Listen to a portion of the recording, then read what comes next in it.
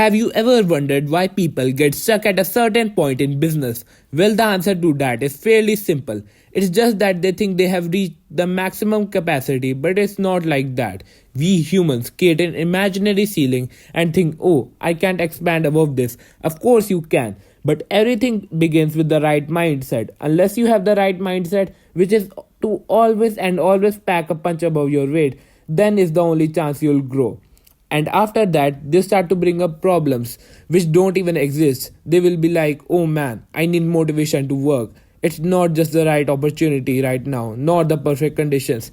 Then I'll be like, bro, there's no such thing as motivation. Work begins when motivation ends. If Army, Navy, or Air Force worked because of motivation, we'll all be doomed right now. Same thing happens with the business. Business requires excessive amounts of your time, work, and intelligence. If you're not willing to pay the price, forget the goal.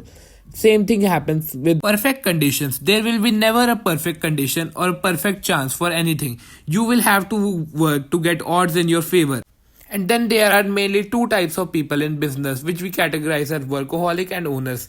The main difference between owners and workaholic is that the workaholics are willing to trade time for money, and owners will buy back their time with the help of money by hiring someone in a specific field who is more intelligent than they are and manage a team of them to a point when owning is and managing is the right choice than just working mindlessly.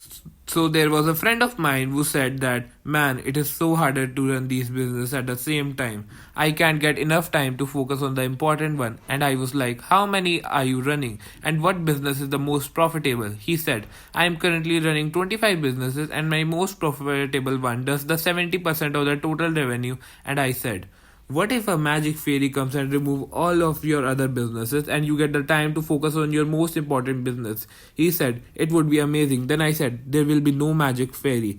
You can just cut off other businesses and you will have the time to focus on your most potential business and get rewarded. The next time this person met me, his revenue was 23 times more than before. So you have to focus on one business at one time, allocate all of your resources into it and time into it for one specific customer to accomplish one specific goal, and you will see massive growth. I am not saying this because I hate the idea of diversification. It's that if you do the same thing that which others are doing, you will also get the same results that you don't want. Now, when I go and try to teach people on how to make money, I always say that the easiest business to start is an online service-based business. Because if you are watching this, you already have the resources needed and you can do it from anywhere at any time.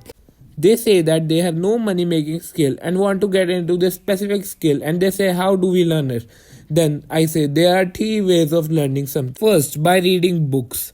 It's the oldest trick in the book that gives you around 1 to 5 years of experience in a condensed amount of time, which is just a massive unfair advantage. Second is by observing people's behavior. Now, let's say you want to be a copywriter.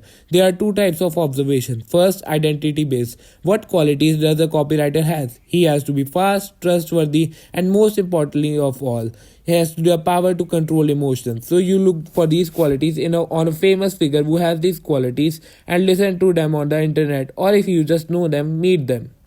The second type of observation is a skill-based observation. So you observe the works of a person you want to become. Like, if I am a copywriter, I'll look at Apple's ads or commercials and their sales letter to see how they have done it.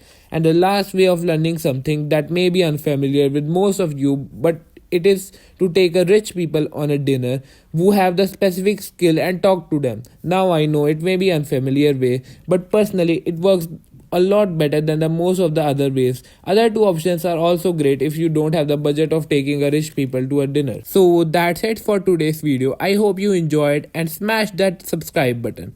Hit like if you want more like this. Drop a comment below. Thanks for watching. See you in the next time.